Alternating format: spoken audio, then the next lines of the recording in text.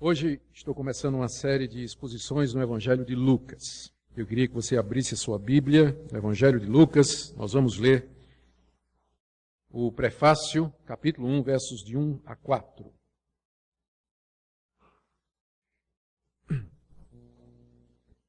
Lucas, capítulo 1, de 1 a 4.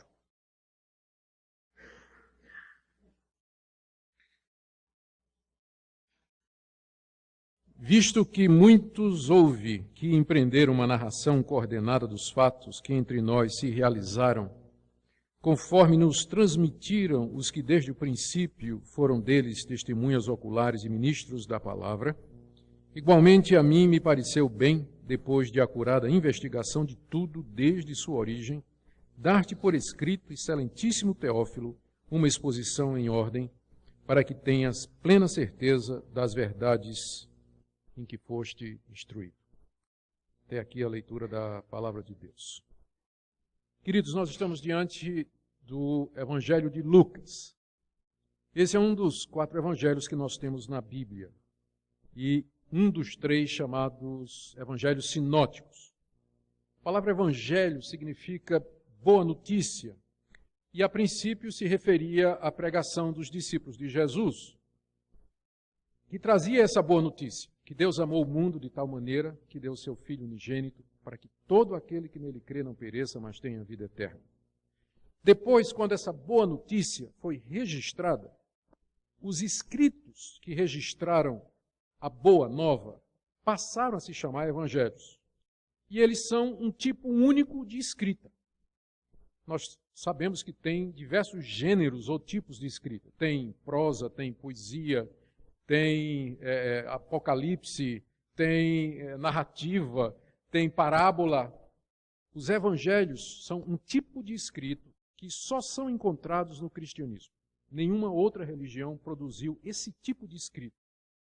Ele não é uma biografia, apesar de narrar a vida de Jesus, mas há partes que não são contadas como geralmente biografias fazem. Uma biografia de alguém narra o seu nascimento, a sua infância, a sua adolescência, os lugares que visitou e assim por diante. Os evangelhos, embora nos digam muita coisa sobre Jesus, eles focam o nascimento de Jesus e depois quando ele tinha 30 anos, quando ele começa a ministrar. E a ênfase maior é na última semana da vida dele em Jerusalém, que quando ele é traído, morto, sepultado e finalmente ressuscita. Então não é bem uma biografia. Os evangelhos são, na verdade, a boa notícia a respeito de Jesus, contada a partir de fatos selecionados da vida de Jesus. E é isso que faz os evangelhos diferentes de qualquer outro tipo de literatura que você encontra no mundo religioso. E Lucas, ele é chamado de evangelho sinótico porque tem 2 outros evangelhos que são muito parecidos, que é o evangelho de Mateus e o evangelho de Marcos. A palavra sinótico é uma palavra grega que significa ver junto. A ideia é que se você colocar Mateus, Marcos e Lucas juntos, você tem a visão completa do ministério de Jesus. Porque embora eles digam muita coisa igual, todavia eles têm detalhes que são peculiares a cada um deles. Você vai encontrar coisas em Mateus que não está em Lucas, e você vai encontrar coisas em Marcos que não está em Lucas ou em Mateus e assim por diante. Então você tem que ler os 3 para ter uma visão completa da pessoa de Jesus, da sua obra e da mensagem chamada Mensagem das Boas Novas. E tem ainda o Evangelho de João, é o 4º evangelho. Ele não é chamado de sinótico porque ele é bem diferente dos outros. Não é que contradiz, mas que ele enfoca aspectos das mensagens de Jesus e dos milagres de Jesus e da vida e da obra de Jesus que não são narrados nos outros evangelhos. Então, na verdade, para você ter a visão mais completa ainda, você tem que ler os 4. E aí, então, você terá os fatos a respeito de Jesus de maneira completa. Isso não quer dizer que um evangelho como Lucas, se você lê-lo sozinho, que você não vai ter informação suficiente a respeito de Jesus. Tem sim. Você pode ler o evangelho de Lucas sozinho, sem estar conferindo com Mateus, com João e Marcos, e ali você vai ter o relato, você vai ter informação suficiente a respeito da pessoa de Jesus, o que ele fez, quem ele é, os seus ensinamentos, suas palavras e suas obras. Esse evangelho é diferente dos outros porque ele, na verdade, é a primeira parte de uma obra de 2 volumes. Lucas continua no Evangelho de Atos. No livro de Atos. Quem escreveu o livro de Atos foi a mesma pessoa que escreveu o Evangelho de Lucas. Ou seja, é uma obra em 2 volumes. Na primeira parte, chamado o Evangelho, o autor, chamado Lucas, se dedica a narrar a vida de Jesus, as boas novas. Na segunda parte, que é o livro de Atos, ele continua a narrar o que Jesus fez depois da sua ressurreição. Essa é uma maneira boa de você olhar para essa obra Lucas Atos. Lucas, o que Jesus fez antes da ressurreição. Atos, o que ele fez depois que ele subiu ao céu e, através do Espírito Santo, comandou, através dos apóstolos, a sua igreja aqui nesse mundo. Eu disse que foi escrito por Lucas, não é? A verdade é que esse evangelho, ele não traz o nome do autor. Nem Atos traz também. Mas nós sabemos de outras fontes que foi essa pessoa chamada Lucas quem escreveu. Nós temos informações do século II. Tem um historiador da igreja muito conhecido, chamado Eusébio, que escreveu no século III, IV. Ele diz que a obra Lucas Atos foi escrita por um médico chamado Lucas, que havia nascido em Antioquia e que ele não era judeu. E que ele participou de vários dos eventos que estão aqui registrados no livro de Atos. E é verdade, quando nós lemos o livro de Atos, percebemos que há várias partes em que, de repente, a narrativa muda. Ele está dizendo assim, e Paulo chegou na cidade de Tessalônica. Aí ele continua. E aí nós nos reunimos para oração. Então quer dizer que ele estava em Tessalônica quando Paulo chegou e a partir daquele momento ele se juntou à equipe de Paulo. Então tem pelo menos umas 5 vezes no livro de Atos em que nós aparece, dando a entender que o autor, ele andou com o apóstolo Paulo, escutou o apóstolo Paulo, fazia parte da equipe dele e que provavelmente ouviu de Paulo muitas coisas. E quando a gente lê as cartas de Paulo, a gente percebe que ele faz referência na carta aos Colossenses de um Lucas que era médico e que estava com ele. Então, pouca dúvida existe que de fato foi esse homem chamado Lucas, que era médico de profissão, se converteu, nós não sabemos como, ele não era judeu, e fez parte da equipe apostólica, andava com o apóstolo Paulo. E, aliás, essa é a razão pela qual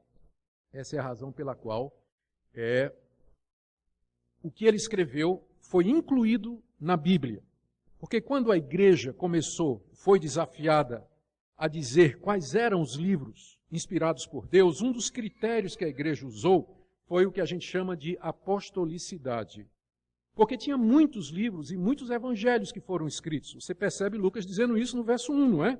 Visto que muitos houve que empreenderam uma narração dos fatos que entre nós se realizaram. Havia outros evangelhos, outros livros. Mas então, como reconhecer aquele que de fato era inspirado por Deus e que era verdadeiro? A resposta era, está associada aos apóstolos, aos 12 e o apóstolo Paulo? Está ligada a um dos apóstolos de Jesus Cristo? E Lucas estava.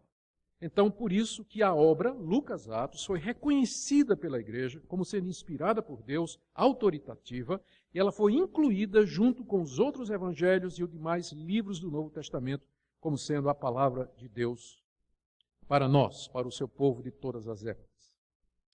Lucas escreveu essa obra para uma pessoa chamada Teófilo. Veja aí no verso 3.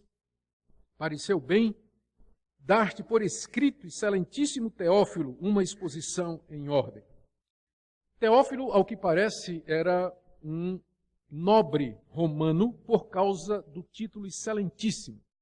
Mais adiante, no livro de Atos, Lucas se refere ao governador Félix e ao governador Festo como sendo excelentíssimo, que era um título de nobreza, como, por exemplo, você vai ao tribunal e você chama o juiz de meritíssimo juiz. Então, a palavra excelentíssimo era um título oficial para alguém da nobreza ou alguém que ocupava uma posição de autoridade.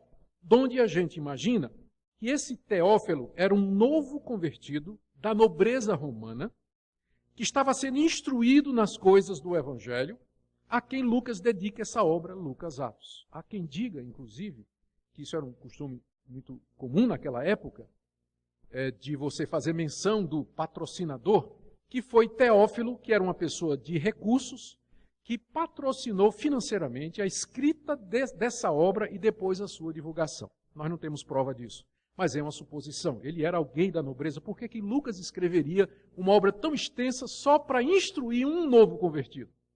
Provavelmente esse novo convertido era uma pessoa importante que tinha um compromisso de fazer cópias e de distribuir esse evangelho pelo mundo da época. E de fato foi feito. Não é? O evangelho de Lucas rapidamente se espalhou.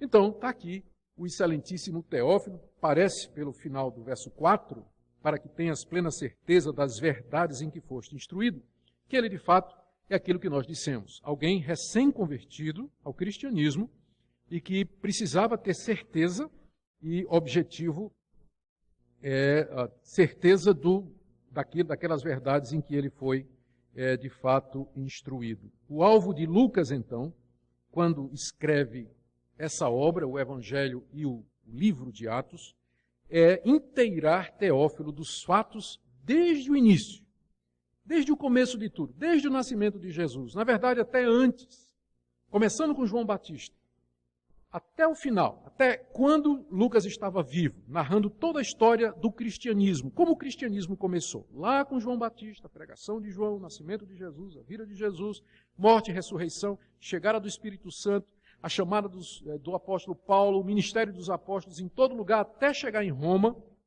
O livro de Atos termina com Paulo preso lá em Roma, que é provavelmente a época em que essa obra foi escrita. Isso aí nos coloca por volta, meados do ano 60 depois de Cristo.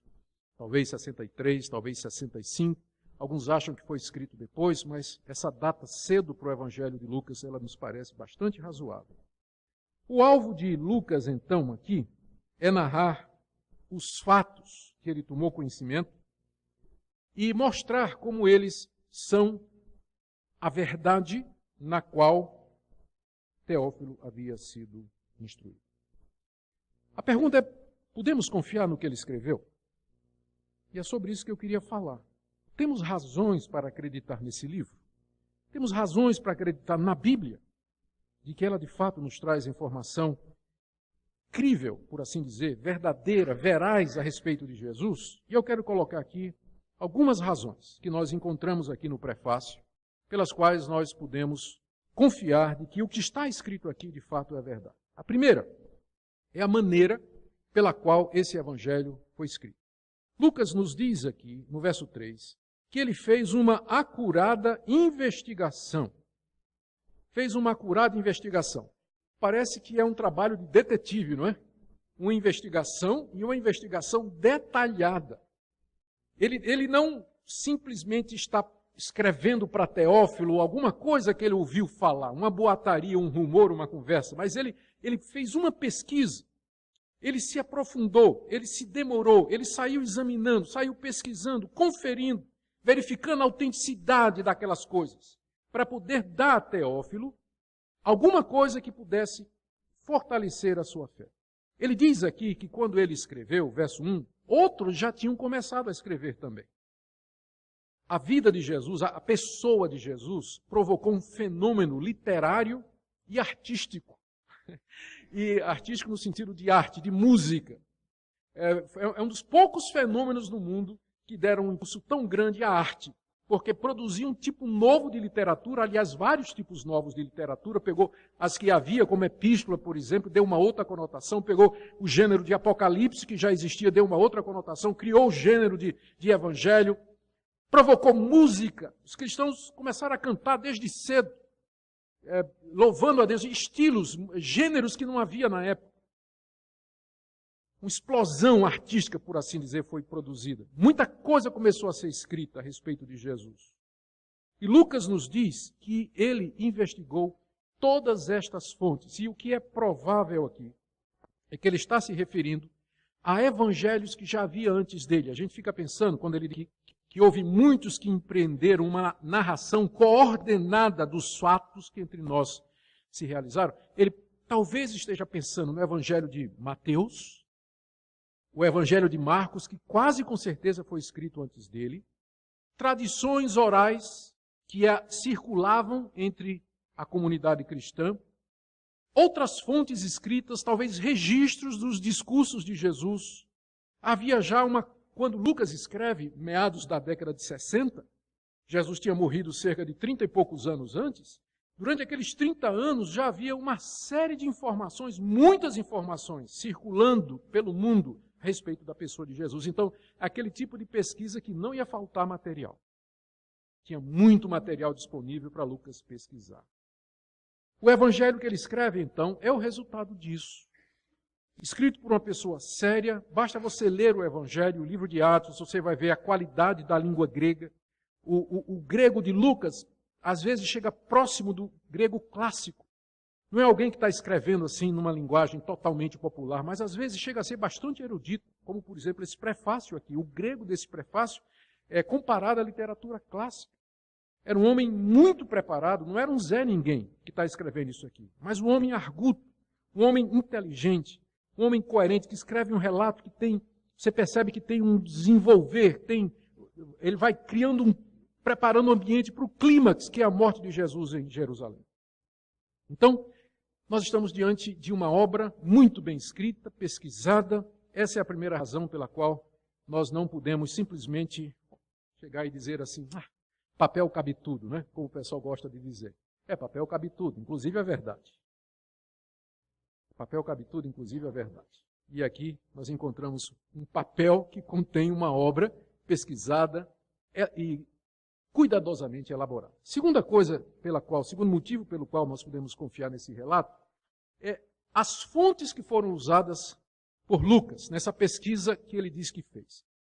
Ele diz aí no verso 1, o seguinte: muitos houve que empreenderam uma narração coordenada dos fatos que entre nós se realizaram. Então, ele está dizendo que houve fatos, houve eventos, houveram circunstâncias. Ele não vai narrar lendas, mitos, fábulas, sagas, invenções de pessoas, mas fatos. Fatos que ele diz aqui, que entre nós se realizaram. A palavra realizar, ela pode ser traduzida como fatos que se cumpriram. E provavelmente já é uma dica que Lucas está dizendo que aqueles eventos, aqueles fatos históricos que aconteceram na época dele, eram fatos que estavam cumprindo profecias do Antigo Testamento. Porque esse vai ser um dos pontos dele aqui no Evangelho. Isso aconteceu assim, cumprindo o que foi dito. Quando chega no livro de Atos, é a mesma coisa.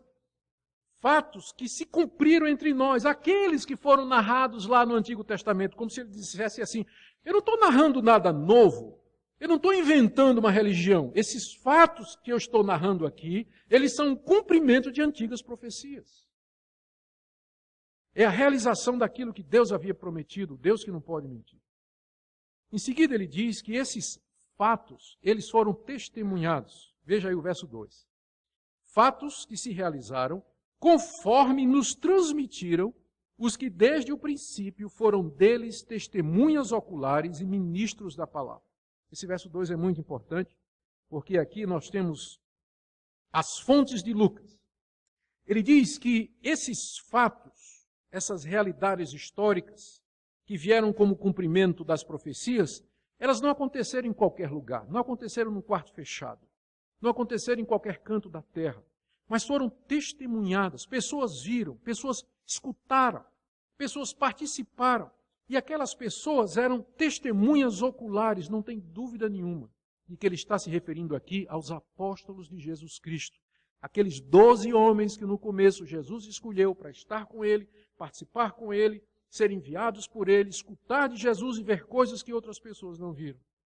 Então, estas pessoas, Lucas diz, foram testemunhas oculares e ministros da palavra. A palavra aqui é a palavra de Deus.